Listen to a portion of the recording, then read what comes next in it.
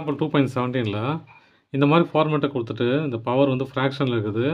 இந்த மாதிரி கொடுத்துட்டு அதை வேல்யூவாக எதை சொல்கிறேன், நம்பராக எதை சொல்கிறாங்க அப்படின்னா நம்ம என்ன பண்ணலாம்,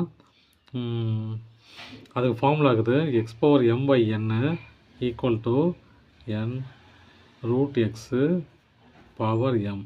இந்த ஃபார்மேட் ஞாபகம் வச்சுங்க. இந்த ஃபார்முலா ரொம்ப முக்கியம். இந்த மாதிரி டேர்ம் கொடுத்தாங்கன்னா இந்த மாதிரி நம்ம ஸ்ப்ளிட் பண்ணி தான் எழுதணும். இப்போ பாருங்கள், இங்கே நான் அப்படி தான் எழுத போகிறேன்.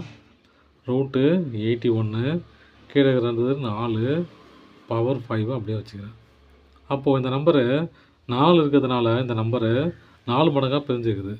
அப்போ எப்படி எழுதலாம் அப்படின்னா ரூட்டு 3 இன்ட்டு 3 இன்ட்டு 3 இன்ட்டு 3 பாருங்கள், 3 இன்ட்டு 3 9 27 81 பவர் 5.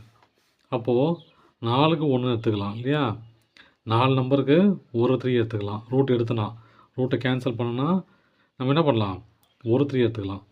இதை எப்படி ஃபார்மேட் பண்ணோன்னா, இப்போ எத்தனை 3 இருக்குது, 1 2 3 4 3 இருக்குது இல்லையா. அப்போ எப்படி எழுதலாம், இதுக்கு ஏற்கனவே பவர் 3 பவர் 4 இல்லையா. இதுக்கு இப்போ ரூட்டுக்கு என்ன வேல்யூ, ரூட்டுக்கு 1/4 வச்சுங்களா. இப்போ 4 இன்ட்டு 4 என்னவாகும், 4 இன்ட்டு 4 4ம் 4ம் கேன்சல் ஆகிடுச்சுன்னா ஒரு 3 தான் வரும் இல்லையா. அப்போது இங்கே 3க்கு வெறும் 3 பவர் 5, ஏன்னா அந்த 4 நாளும் கேன்சல் ஆகிடுச்சு, வெறும் 5. அப்போது 3 இன்ட்டு 3 இன்ட்டு 3 இன்ட்டு 3 இன்ட்டு 3 3 3 9 27 81 243.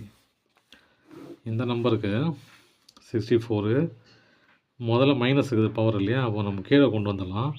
64 2/3ன்னு கொண்டு வந்துடலாம். இப்போ என்ன ஆகும், எம்மை முன்னாடி கொண்டு வரணும் இல்லையா. அப்போ 1/√63 64 பவர் 2. இது 3 மடங்காக பிரிஞ்சுக்குதுன்னா எப்படி எழுதலாம், √3 4 இன்ட்டு 4 இன்ட்டு 4 பவர் 2. ஏன்னா 4 இன்ட்டு 4 16 16 இன்ட்டு 4 64 வச்சுங்களா.